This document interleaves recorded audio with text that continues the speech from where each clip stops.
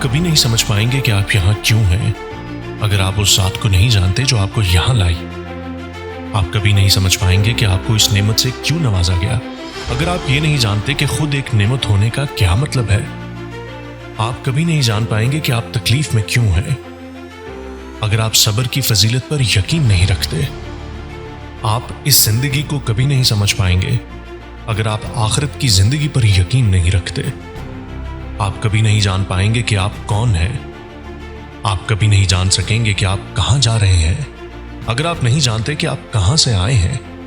हम एक ऐसी दुनिया में रहते हैं जो मसाइब से भरी हुई है, जिनका मकसद हमें गफलत की नींद से जगाना है।